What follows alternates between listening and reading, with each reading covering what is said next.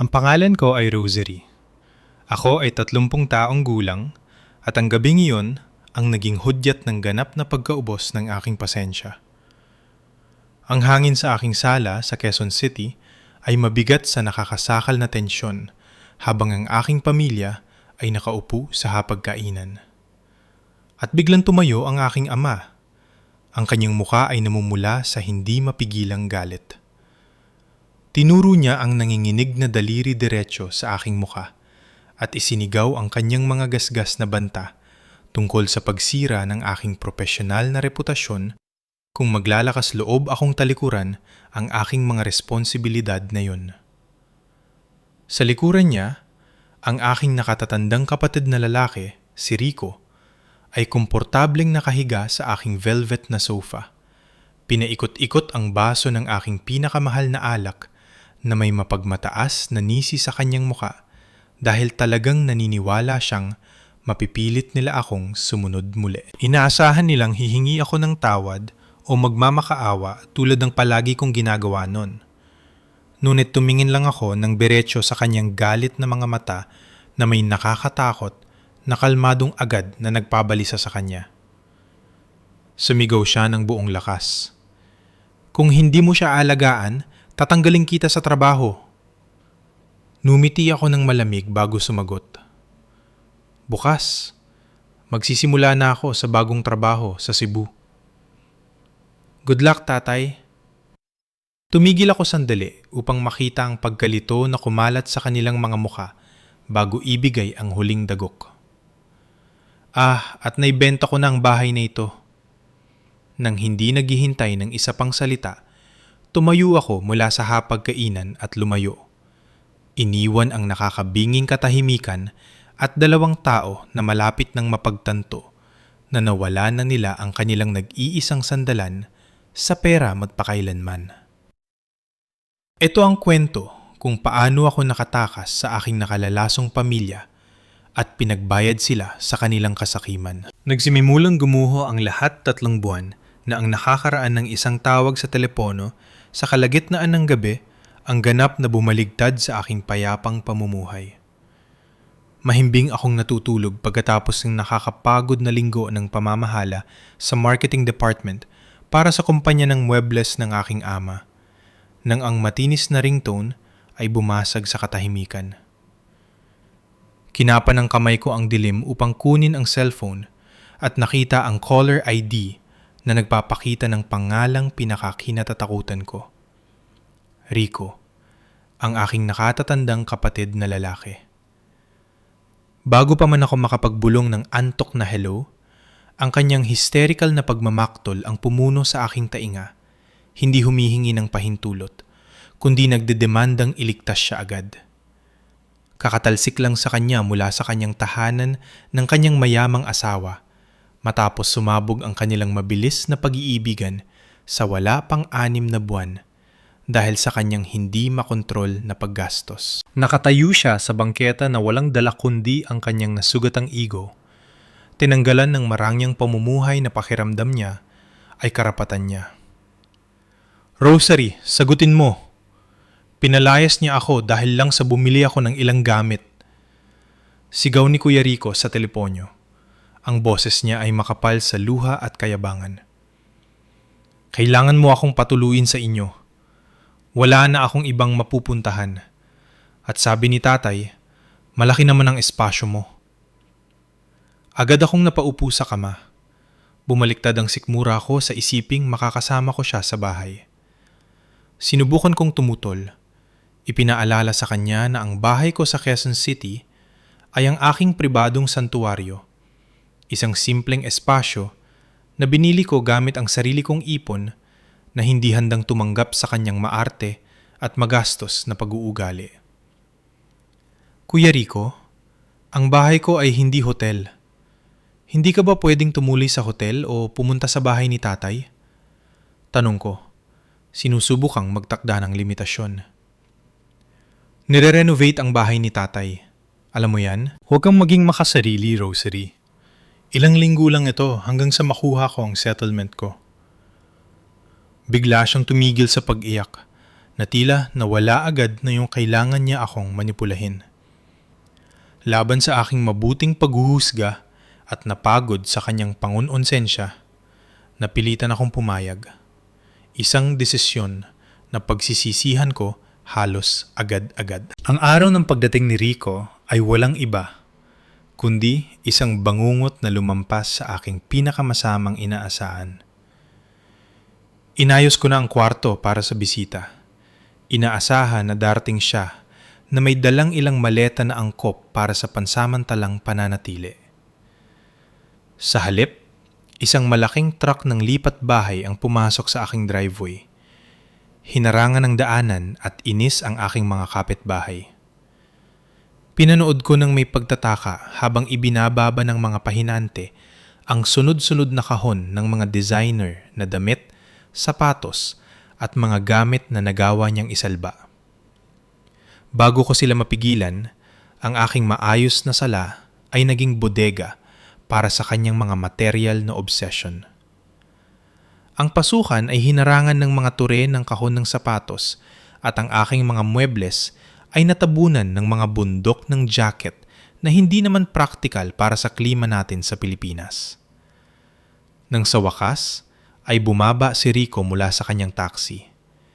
Hindi siya mukhang taong nasa kagipitan. Mukha siyang isang hari na nagsusuri sa isang nakakadismayang kaharian. Nilampasan niya ako ng walang pasasalamat. Kinunot ang ilong habang tinitingnan ang bukas na living area. "Ito na ba yun?" Tanong niya, tumitingin sa paligid ng may panghahamak. "Paano ka nakakahinga sa ganitong kaliit na kahon?" Pakiramdam ko ay nasasakal na ako. Kinagat ko ang aking dila at itinuro sa kanya ang guest room na inihanda ko. Isang tingin lang ang ginawa niya sa queen-sized bed at umismid. Pinag-cruise ang mga braso sa dibdib. "Hindi ako makakatulog dito, Rosary. Masyadong maliit para sa enerhiya ko ngayon," matatag niyang idineklara. "Ikaw na lang dito sa kwartong ito. Kailangan ko ang master suite. Kailangan ko ang sariling banyo para sa skincare routine ko at para makatapos sa trauma ko."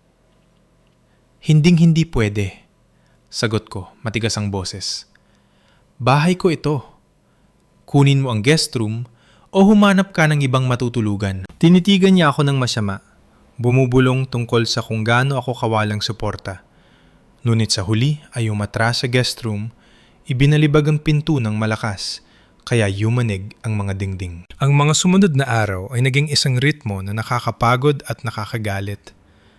Walang ipinakitang interes si Rico sa paghahanap ng trabaho o paghahanap ng apartment. Itinuring niya ang aking tahanan na parang isang all-inclusive resort kung saan ako ang staff na mababa ang sweldo. Ginugol niya ang kanyang mga araw sa paghiga sa aking sofa, nanonood ng mga palabas sa telebisyon habang ako ay nasa trabaho para kumita ng pambayad sa mortgage. Kapag umuuwi ako ng pagod sa gabi, nadadatnan ko ang mga maruruming pinggan na nakatambak sa lababo at mga container ng pagkain na nakakalat kung saan-saan. Sasabihin niya lang ng pabiro kung ano ang ulam nang hindi man lang nag-aalok na tumulong. Kung tatanungin ko tungkol sa paghahanap niya ng trabaho, iirap siya at sasabihing nagne-network siya.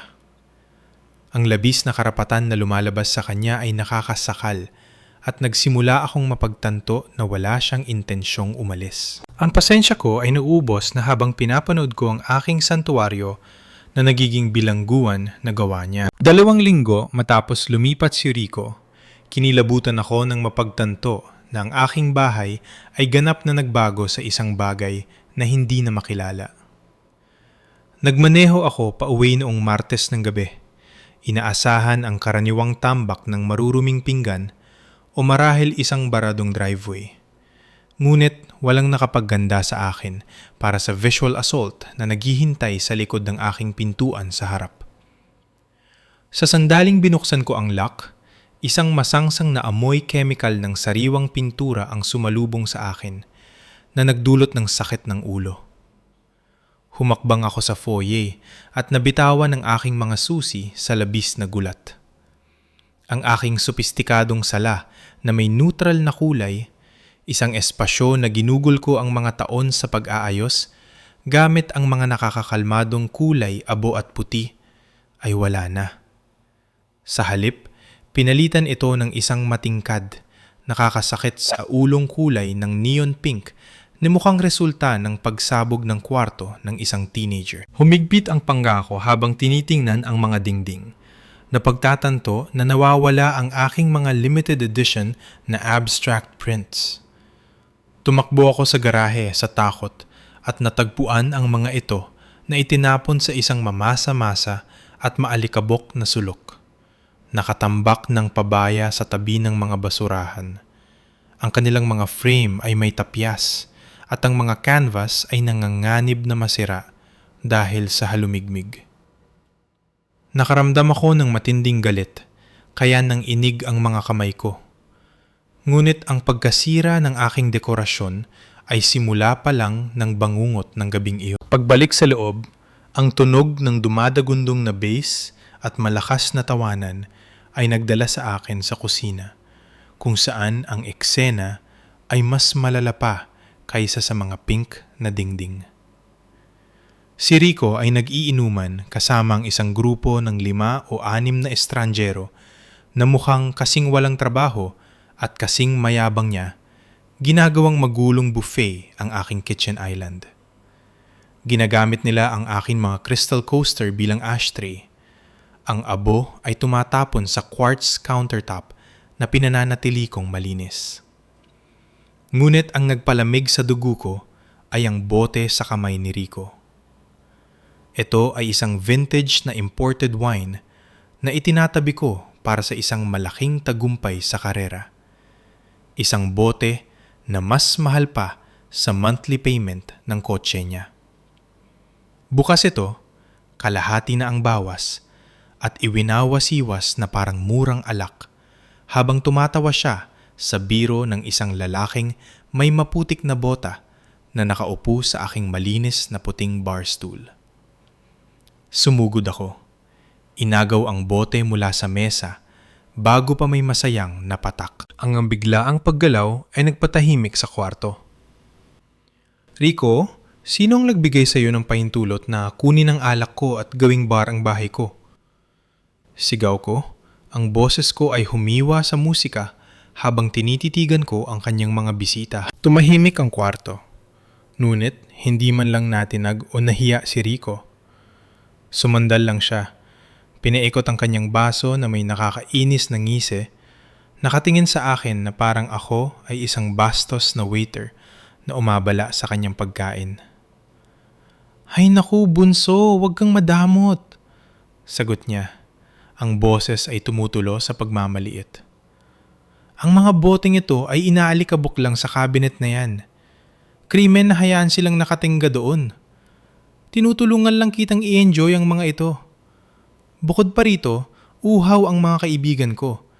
At ang isang mabuting host ay laging magbibigay ng pinakamahusay." Tumingin ako sa paligid sa kalat. Napagtatanto na ang panghihimasok ay mas malalim pa kaysa sa sala lang. Kanina, umakyat ako sa taas para magbihis sana at nakita ko ang aking personal na banyo na hinalughog.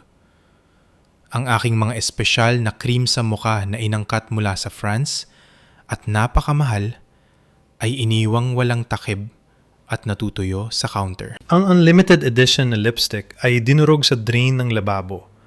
Sinira ng may kapabayaan na tila sinadya. Hindi lang niya ginamit ang mga ito. Sinira niya ang mga ito. Tinatrato ang aking personal na santuwaryo at ang aking pinaghirapang mga gamit bilang mga libreng sample para sa kanyang kasiyahan. Ang paglabag sa privacy ay nagpakilabot sa akin. Ngunit ang kanyang pampublikong pagbabalewala sa aking damdamin ang huling mitsa. Gusto kong lumabas ang lahat na yun din. Utos ko habang nakatingin sa kanyang grupo ng mga sip-sip na kumakain pa rin ng pagkain ko. Pribadong tirahan ito, hindi nightclub, at hindi kayo welcome dito. Umirap si Rico at nagpakawala ng madamdaming buntong hininga. humarap sa kanyang mga kaibigan na may hitsura ng peking paumanhin. Nakikita niyo na ang kailangan kong tiisin? Napakapait at boring niyang matandang dalaga. Naiinggit lang siya dahil kailangan niyang magtrabaho buong araw, habang tayo ay marunong talagang mabuhay. Pasensya na mga pare, dumating ng pulis ng kasiyahan.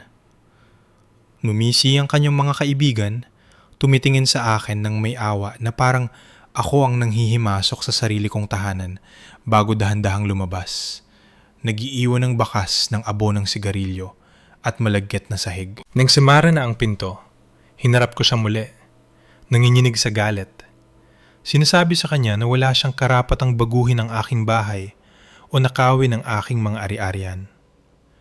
Tumayo siya. Lumapit sa akin. Nilabag ang aking personal na espasyo na may mapanganib na tingin na bumura sa kanyang nakaraang pagbibiro. Linawin natin ang isang bagay, Rosary. Pinupunta ako ni tatay dito. Gusto niyang maging komportable ako dahil dumadaan ako sa mahirap na panahon. Kung gusto ko ng pink na dingding para gumanda ang mood ko, magkakaroon ako ng pink na dingding.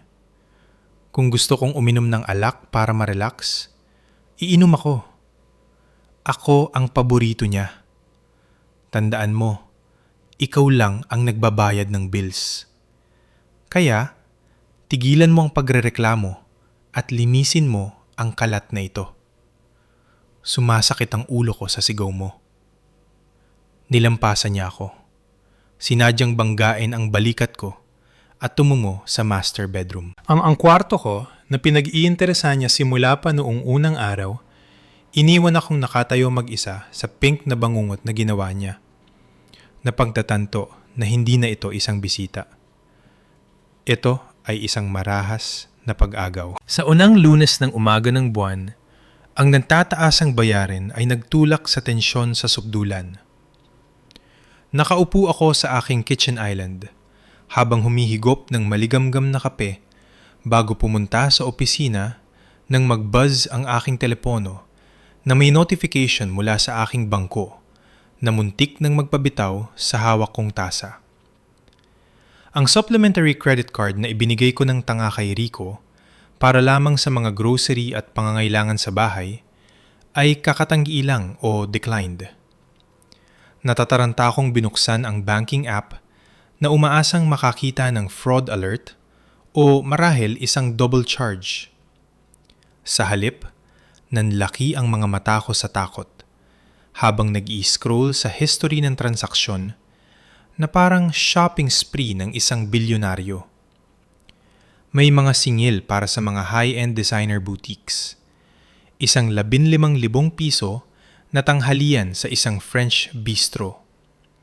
At isang napakalaking bill mula sa isang luxury day spa na mas mahal pa sa monthly payment ng kotse ko. Sa wala pang 10 araw, ganap na niyang na-max out ang limit na 250,000 piso na itinakda ko. Iniwan akong responsible para sa utang na hindi ko pinahintulutan.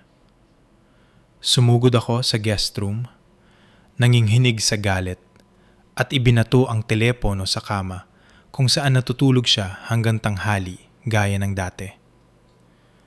Nang humingi ako ng paliwanag, hinihiling na bayaran niya ang utang agad o mag-impake ng kanyang mga gamit, hindi man lang mukhang guilty si Rico. Tumhawa siya sa mukha ko. Sinasabihan akong mag-relax at kailangan niya ang mga bagay na yon para maramdaman niyang tao ulit siya pagkatapos ng hiwalayan nila. Nang tumanggi akong umatras at sinabihan siya na hanggang ngayong gabi lang siya para umalis, agad nagbago ang kanyang anyo. Inilabas niya ang kanyang telepono. Ang kanyang mukha ay napangiwi sa isang maskara ng pekeng kalungkutan at tinawagan ang aming ama. Nakinig ako ng hindi makapaniwala habang humahagulgol siya sa receiver.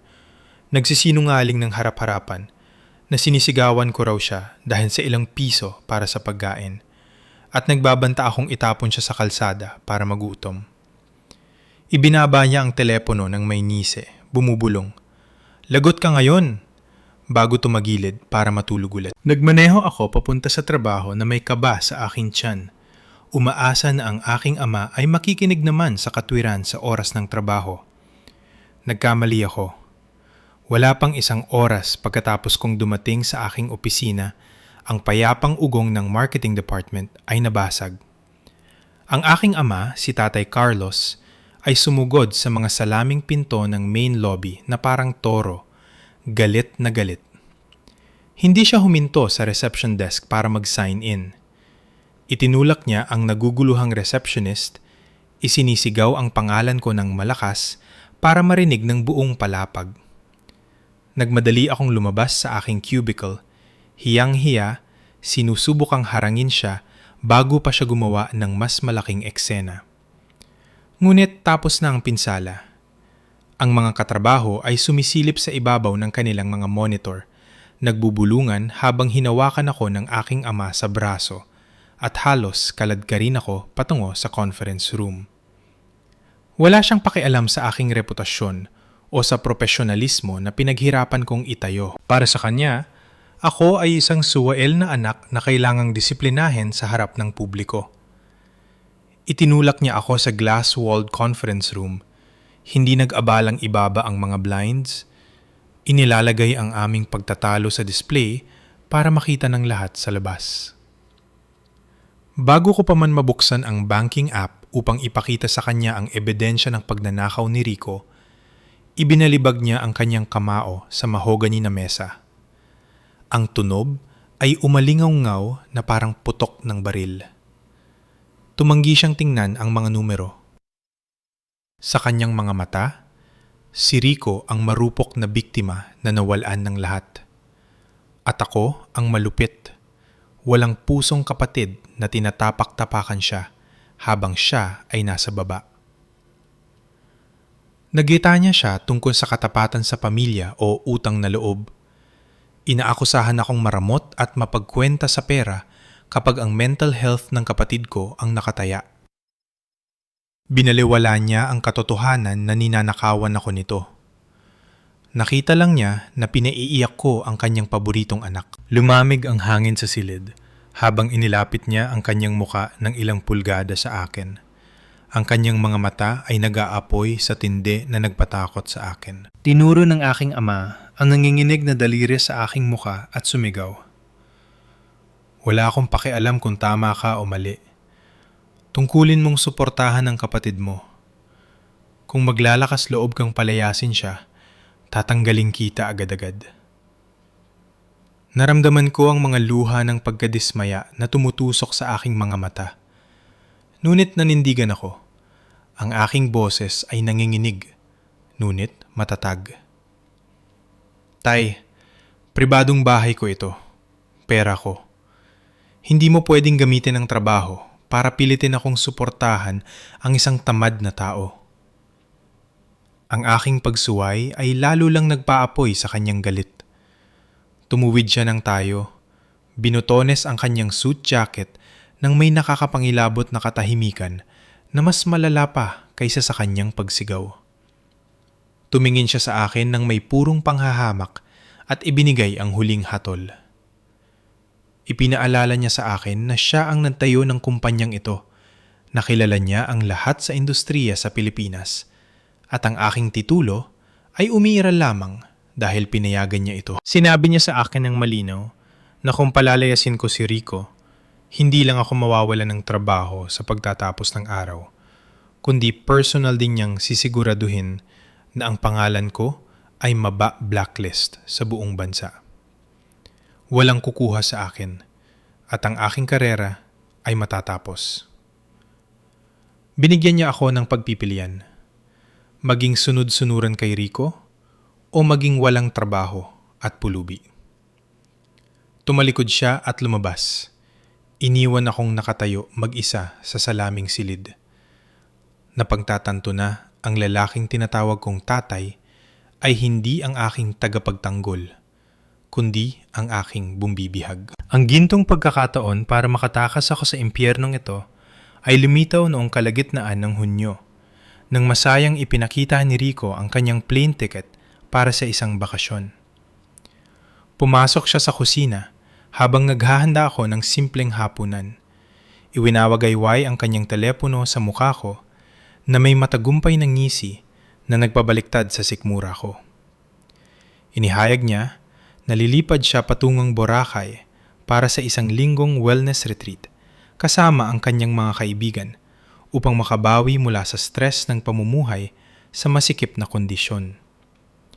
Hindi man lang siya nag-abalang gumawa ng kapani-paniwalang kasinungalingan kung paano niya nakuha ang first-class tickets at manatili sa isang 5-star beachfront resort habang walang trabaho. Pareho naming alam na ang aking ama ay lihim na nagpadala ng pera sa kanya sa likod ko. Ginagantimpalaan ang kanyang kawalan ng kakayahan habang pinagbabantaan ang aking kabuhayan. Habang nag-iimpaka siya ng kanyang mga bag, tinutuya ako dahil kailangang manatili at mantrabaho na parang alipin. Nakaramdam ako ng kakaibang katahimikan na bumalot sa akin. Hindi lang siya aalis para magbakasyon. Binibibigyan niya ako ng 7 araw na lamang sa sandaling mawala ang kanyang grab papunta sa airport. Ang neti ay nawala sa aking muka. Napalitan ng hitsura ng matinding determinasyon. Hindi ako nagsayang ng kahit 1 segundo. Agad kong inilabas ang aking burner phone. Isang pag-iingat na ginawa ko matapos mapagtanto na minomonitor ng aking ama ang company plan. At tinawagan si Liza, ang aking matalik na kaibigan at ang pinakamahusay na real estate broker sa lungsod. Hindi ko kailangan ng karaniwang listing na may open house at for sale signs na mag-a-alert sa mga kapitbahay o sa aking ama. Kailangan ko ng ghost sale. Sinabi ko kay Liza na i-activate ang cash offer contingency na tinalakay namin sa mga pabulong na kapehan ilang linggo na ang nakakaraan. Kailangan ko ng isang investor na bibili ng ari-arian as is nang walang tanong-tanong na may closing date na wala pang 5 araw. Hindi nagtanong si Liza kung bakit. Sinabi lang niya, consider it done. At nagtrabaho na. Habang inaasikaso ni Liza ang bahay, tinapos ko ang kalahati ng aking plano sa pantakas na nililinang ko sa dilim. Sa nakalipas na buwan, kumukuha ako ng mahahabang tanghalian para mag-interview via Zoom mula sa aking kotse at nagpupuyat hanggang 3:00 ng madaling araw para perpektuhin ang aking portfolio. Ang pagsisikap ay nagbungaan ng kamangha-mangha. Sa aking inbox ay may isang digitally signed offer letter mula sa isang malaking design firm sa Cebu. Nag-alok sila ng sahod na doble sa ibinabayad sa akin ng ama ko, signing bonus at buong otonomiya. Lahat ng ipinagkait sa akin ng ama ko. Tinanggap ko ang alok nang nanginginig ang kamay. Nararamdaman ang mabibigat na kadena ng kontrol ng aking ama na nagsisimulang magkalamat. Ginugol ko ang susunod na 2 araw sa adrenaline. Ipinapasa ang mahahalagang dokumento sa isang bagong secure na email address at dahan-dahang binubura ang aking digital footprint mula sa mga server ng kumpanya ng pamilya. Sa Huwebes, gumawa si Liza ng himala. Nakahanap siya ng isang pribadong investment group na naghahanap na palawakin ang kanilang rental portfolio sa Quezon City. Wala silang pakialam sa mga pink na dingding o sa kalat. Ang mahalaga lang sa kanila ay ang lokasyon at ang presyo. Ang mga papeles ay minadali gamit ang expedited fees na masaya kong binayaran. Noong Biyernes ng hapon, nag-buzz ang aking telepono na may pinakamagandang notification na nakita ko. Tumawag si Liza sa akin. Ang boses niya ay nanginginig sa tuwa. Rosary, pumasok na ang pera sa wire transfer. Nasa secret account mo na. Pumayag ang bagong may-ari sa mga tuntunin, ngunit gusto nila ang posesyon agad.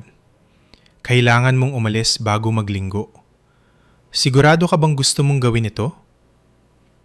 Tumingin ako sa paligid ng sala sa mga dingding na dinungisan ng kapatid ko at sa mga muebles na sinira niya at wala akong naramdamang pag-aalinlangan. Sumagot ako sa boses na kasing lamig ng yelo. Talagang talaga. Ibenta mo lahat. Ayokong mag-iwan ng kahit isang mumo para sa kanila. Ibenta ang mga muebles. Linisin ang mga account. Gusto kong mawala ng walang bakas. Upang matiyak na mananatiling lihim ang aking pag-alis hanggang sa huling sandali, kumuha ako ng specialized night owl moving service. Dumating sila ng 2:00 ng madaling araw ng Sabado. Ang kanilang tiyak ay tumatakbo ng tahimik upang maiwasang magising ang mga tsismosang kapitbahay. Inutusan ko sila ng may matinding kahusayan. Inimpake nila ang aking mga damit, mga libro, mga personal na dokumento, at ang ilang piraso ng muebles na may sentimental value. Ang lahat ng iba pa, ang sopa na tinutulugan ni Rico, ang TV na pinapanood niya, at ang hapagkainan kung saan ako sinigawan ng tatay ko, ay iniwan o ibinenta sa mga liquidator. Gayunpaman, nagbigay ako ng mahigpit na tagubilin sa mga pahinante tungkol sa guest room at sa mga tambak sa sala. Hindi namin ginalaw ang kahit isang gamit na pag-aari ni Rico. Ang kanyang mga tour ng kahon ng sapatos, ang kanyang mga rack ng damit, at ang kanyang magulong mga gamit ay iniwan ng eksakto kung saan sila naroon, napapalibutan ng kawalan ng laman ng isang bahay na tinanggalan ng kaluluwa. Nang magsimulang sumikat ang araw noong Linggo ng umaga, ang bahay ay isa ng hungkag na shell. Umaalingaw sa katahimikan ng aking pag-alis. Handa na para sa huling yugto ng aking paghihigante. Eksaktong 10:00 ng umaga ng Linggo, hinila ni Rico ang kanyang maleta sa driveway na may bagong kulay na balat at isang nasisiyahang ngiti na nakaplastar sa kanyang muka. Naglakad siya ng may kumpiyansa ng isang taong naniniwala na matagumpay niyang nasira ang aking diwa, ganap na umaasa na matatagpuan akong naghihintay sa loob na may nakahandang tanghalian at isang mapagkumbabang paghingi ng tawad para sa aking nakaraang pag-uugali. Inabot niya ang smart lock keypad. Ang kanyang mga daliri ay pumipindot sa mga buton habang inilalagay ang code na ginagamit niya sa loob ng ilang buwan. Sa halip na ang pamilyar na tunog ng deadbolt na bumubukas, ang keypad ay kumislap ng galit na pulang ilaw at naglabas ng isang matigas na error beep na umalingaw sa tahimik na hangin ng umaga. Kumunot ang noo niya sa pagkalito at ipinasok muli ang code. Mas mabagal sa pagkakataong ito, sa pag-aakalang nagkamali siya. Ngunit ang resulta ay ang parehong pagtanggi. Ang kanyang pagkalito ay mabilis na nagbago sa sumasabog na init ng ulo na kilalang kilala ko, at nagsimula siyang kalampagin ang kanyang kamao sa solidong kahoy na pinto. Sinigaw niya ang pangalan ko sa abot ng kanyang makakaya. Inaakusahan akong maramot at isip bata dahil sa pagpapalit ng passcode para lang inisin siya pagkatapos ng kanyang bakasyon. Sinipa niya ang ibaba ng pinto. Sumisigaw ng mga banta na tatawagan niya ang aming ama kung hindi ako magbubukas agad para ipasok ang kanyang mga bag. Masyado siyang abala sa kanyang pagmamaktol, kaya hindi niya narinig ang mabibigat na yabag na papalapit mula sa kabilang panig hanggang sa tumunog ng malakas ang lock. Bumukas ang pinto ng may puwersa. Ngunit ang taong nakatayo doon ay hindi ang kanyang sunod-sunuran na nakababatang kapatid. Nakatatayo sa harap niya ang isang malaking lalaki na may makapal na balbas at mga tattoo na tumatakbo pababa sa kanyang mga braso. Hawak ang tali ng isang malaking Rottweiler na umaungol ng mababa sa lalamunan nito. Napaorong si Rico sa gulat, muntik nang matisod sa sarili niyang maleta habang ang estrangero ay nakatingin sa kanya ng walang pasensya. Hindi siya nagtanong kung sino siya.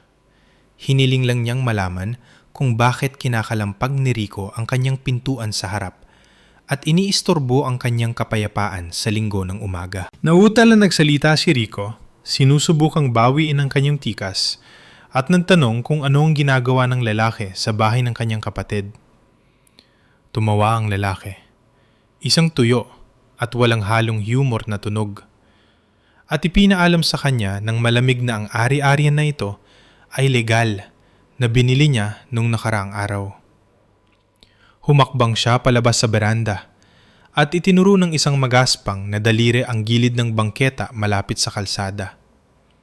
Doon, nakatambak ng pabaya na parang basura, ay isang bundok ng itim na heavy-duty trash bags na nabibilad sa init ng araw.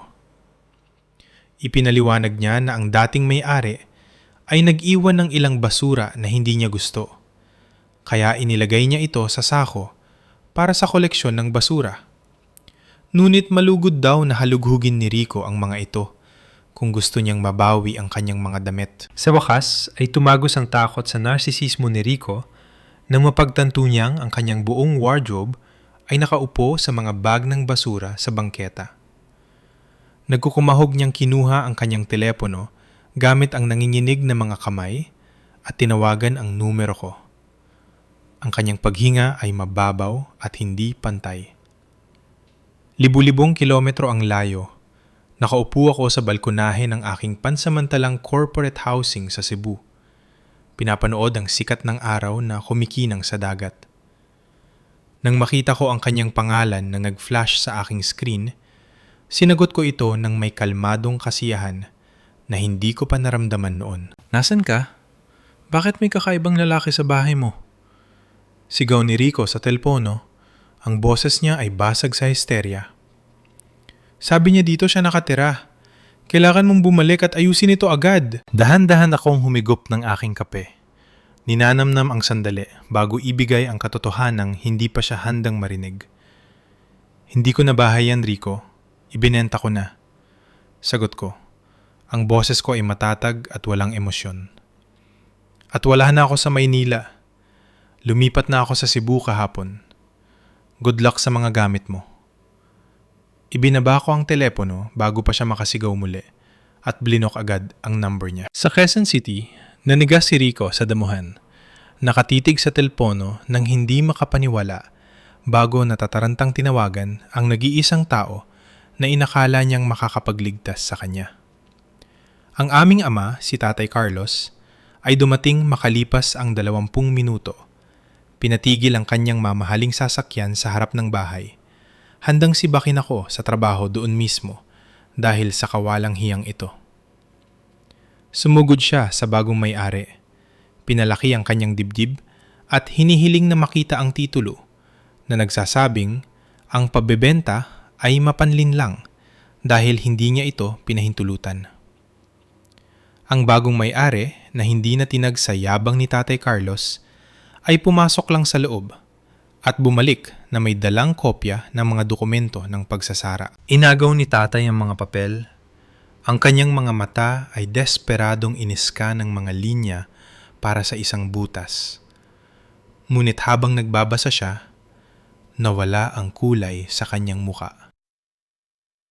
Ang pagbebenta ay ganap na legal, pirmado, notaryado, at binayaran ng cash wire transfer na hindi na mababawi. Tiningnan niya ang petsa.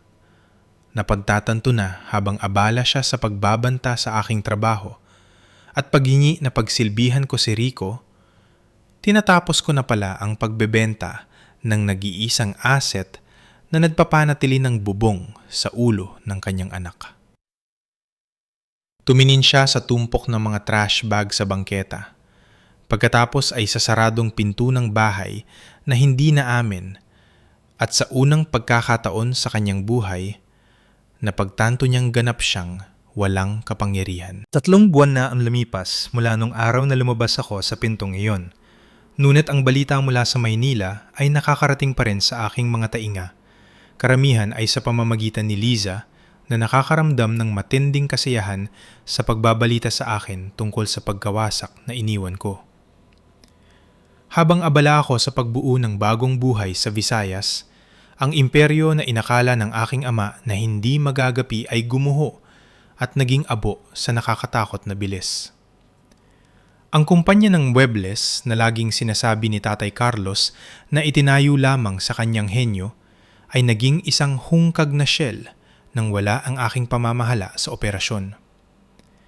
Ako ang nag-aalaga sa mga relasyon sa kliyente, namamahala sa supply chain, at nangangasiwa sa mga kampanya sa marketing na nagpapanatili ng daloy ng kita. Nang maglaho ako, dinala ko ang mga password, ang mga contact, at ang kakayahan kasama ko. Sinabi sa akin ni Liza na sa loob ng unang 6 na linggo, 3 sa kanilang pinakamalalaking kliyente sa komersyo ang nagkansela ng kanilang kontrata dahil sa mga hindi nasunod na deadline at hindi profesional na komunikasyon. Ang aking ama na masyadong mayabang para pag-aralan ang mga sistemang itinayo ko ay sinubukang idaan sa sindak ang mga pagpupulong. Ngunit, nalaman niyang ang mga kliyente ay hindi tumutugon sa mga banta tulad ng ginawa ng kanyang mga anak. Ang negosyo ay hindi lang natisod. Ito ay nahulog sa bangin. Nawawalan ng pera ng mas mabilis kaysa sa kaya niyang kitain. Samantala, napatunayan na si Rico ang huling pako sa kanyang kabaong sa pananalapi. Matapos mapalaya sa dati kong bahay ng bagong may-ari, wala siyang pagpipilian kundi lumipat sa mansyon ng aming ama.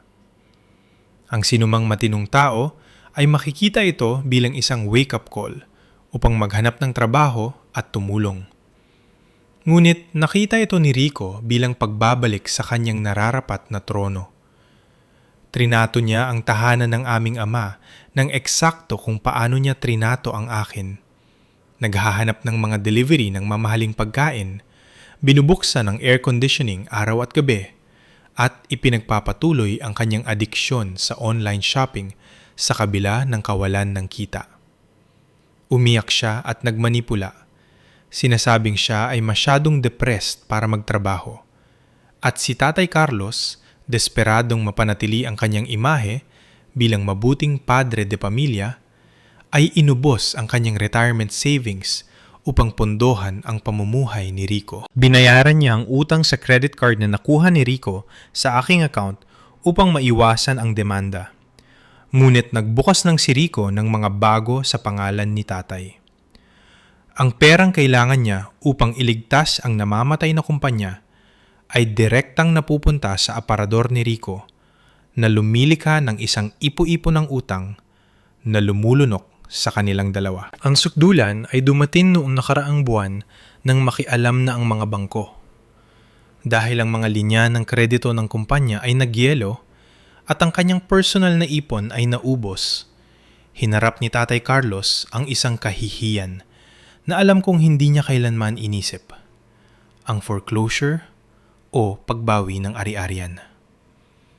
Upang mabayaran ang napakalaking naipon na utang ni Rico, at subukang isalba ang natitirang mga piraso ng negosyo, napilitan siyang ibenta ang kanyang sariling tahanan, ang malawak na bahay na may 4 na silid tulugan na simbolo ng kanyang katayuan sa lipunan. Ipinadala sa akin ni Liza ang link ng listing. Ibinenta ito sa mas mababang halaga para sa mabilisang pera na umaalingaw-ngaw sa eksaktong hakbang na ginawa ko 3 buwan na ang nakakaraan. Ang ironya ay tila tula. Ang lalaking nagbanta na sirain ang aking karera kung hindi ako magbibigay ng pabahay para sa kanyang paboritong anak ay nawalan na ngayon ng sariling pabahay dahil sa anak na iyon. Ang realidad ng bago nilang buhay ay isang matinding kaibahan sa karangyaan na pakiramdam nila ay karapatan nila.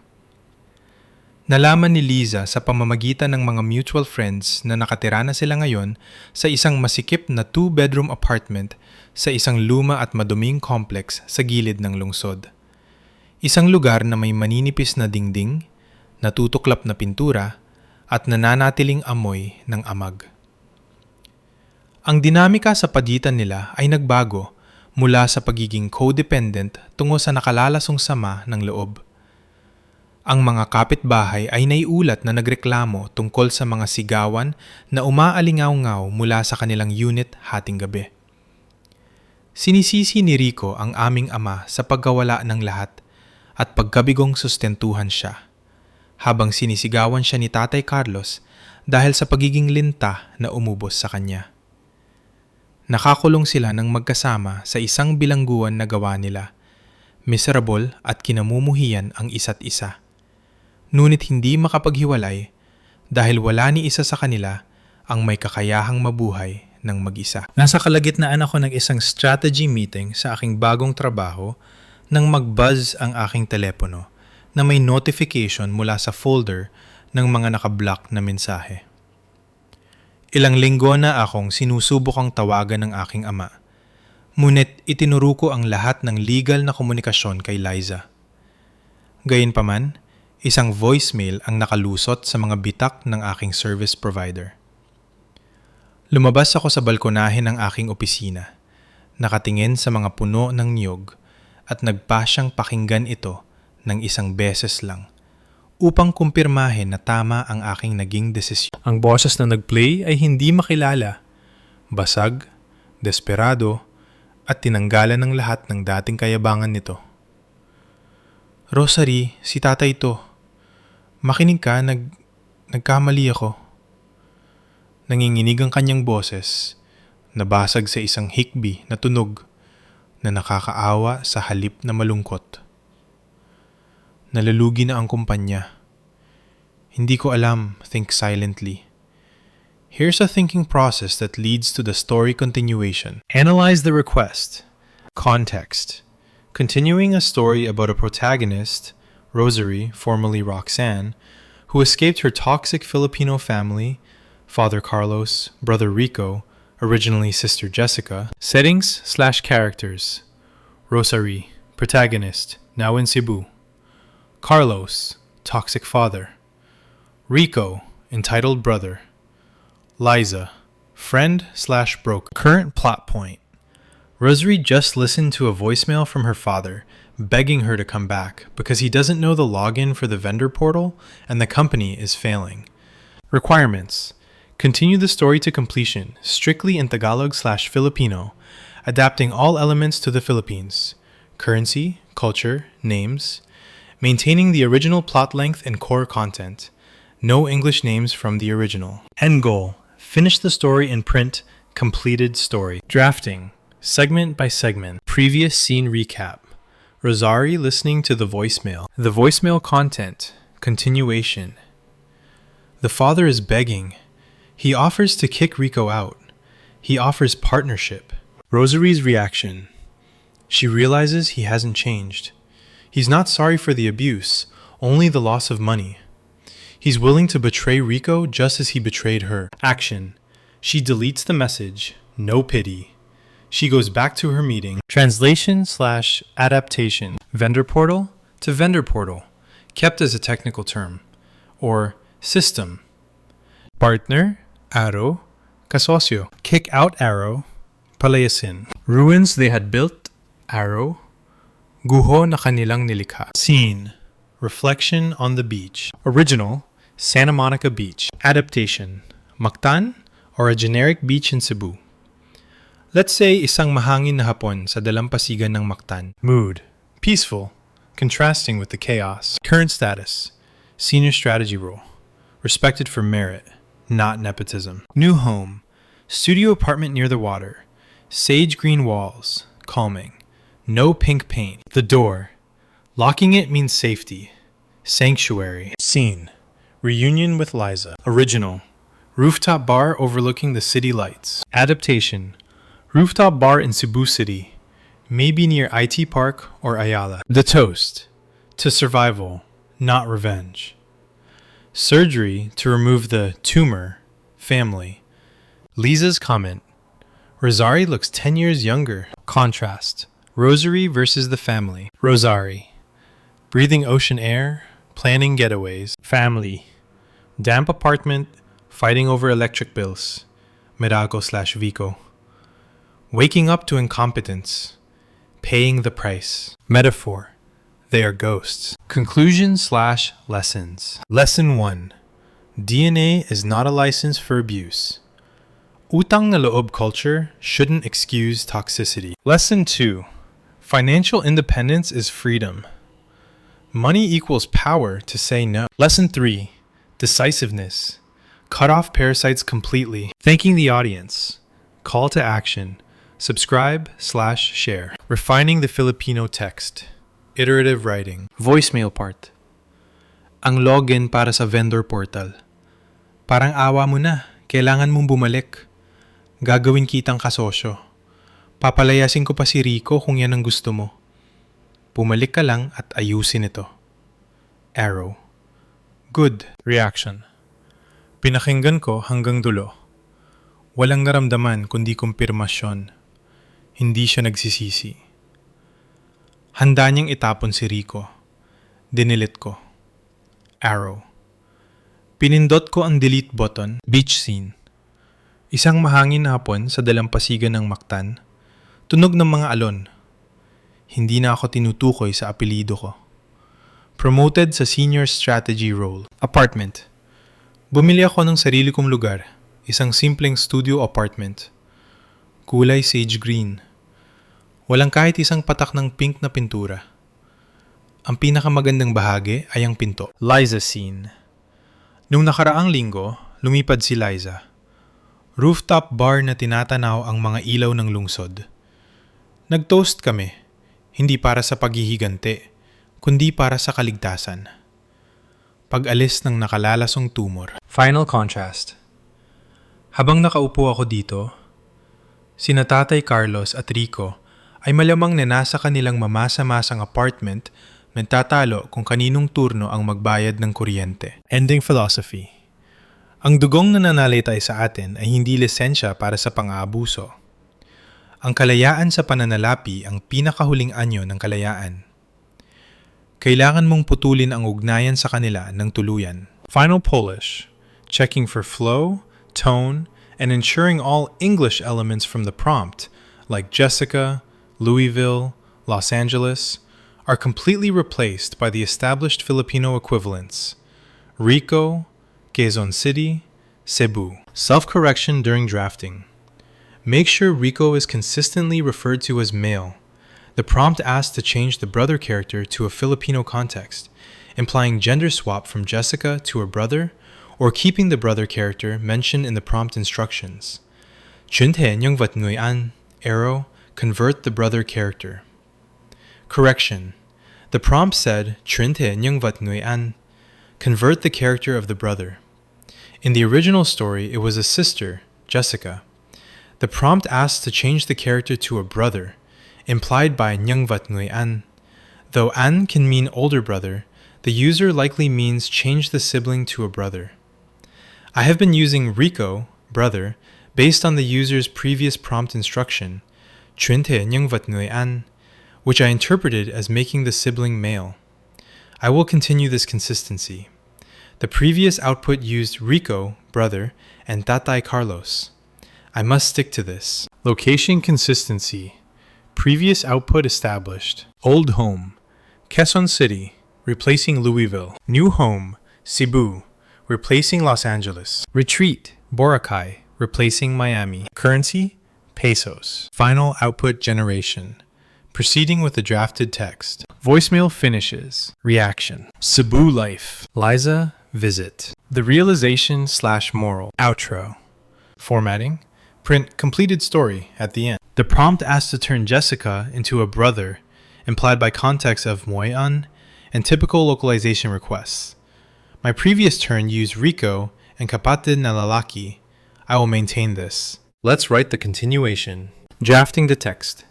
Ang login para sa vendor portal. Parang awa mo na, kailangan mong bumalik.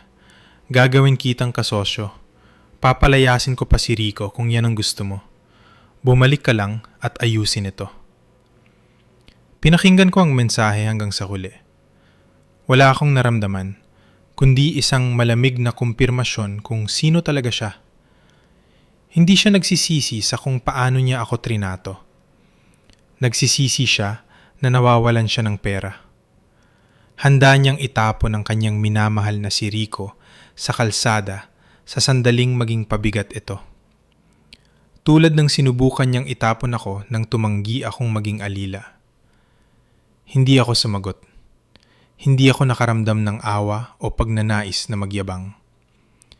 Pinindot ko lang ang delete button, binubura ang kanyang boses mula sa aking buhay. Tulad ng pagbura ko sa kanyang impluensya. at bumalik sa aking pagpupulong, iniwan silang mabulok sa mga guho na kanilang nilika. Isang mahangin na hapon sa dalampasigan ng Mactan, naupo ako mag-isa, tahimik, nililingon ng maunos na paglalakbay na lumipas. Ang ritmikong tunog ng mga alon na humahampas sa pampang ay pumalit sa sigawan at kaguluhan na dating tumutukoy sa aking pang-araw-araw na pag-iral. Dito sa Cebu, hindi na ako tinutukoy sa aking apelido o sa anino ng aking ama. Matagumpay akong nakabuo ng matibay na reputasyon sa aking bagong kumpanya kung saan na-promote ako kamakailan sa isang senior strategy role. Iginagalang ako ng aking mga kasamahan hindi dahil sa kung sino ang aking ama, kundi dahil sa aking mga ideya, sa aking etika sa trabaho, at sa mga resultang inihahatid ko. Sa unang pagkakataon sa aking buhay, lumalakad ako sa mga pagpupulong nang nakataas ang noo.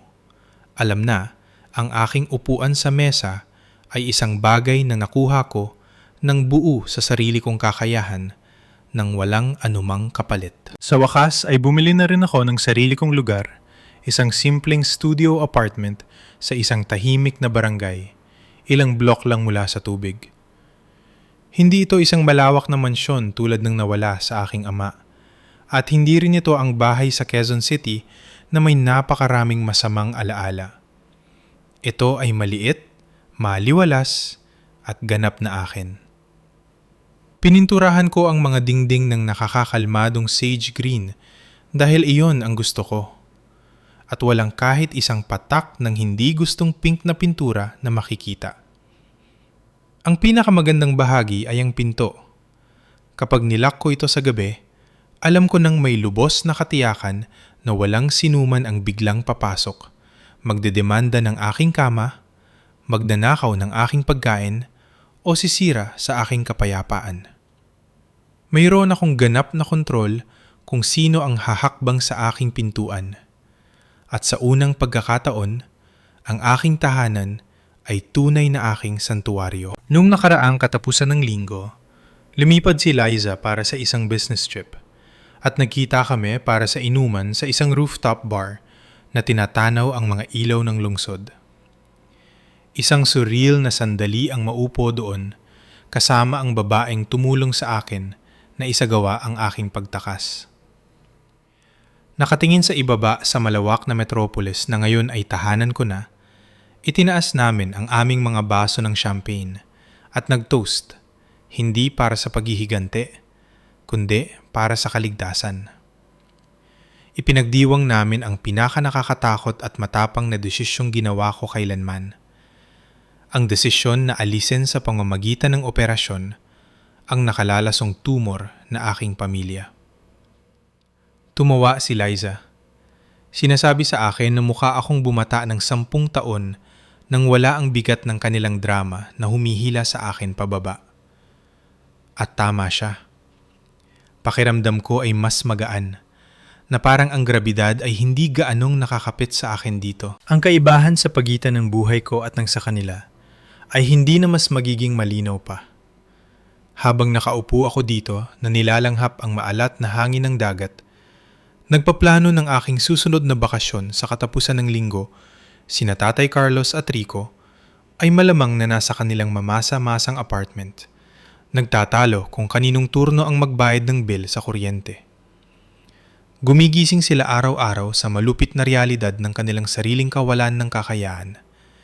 Napipilitang mag-navigate sa isang mundo na hindi na sumusunod sa kanilang mga delusyon ng kadakilaan.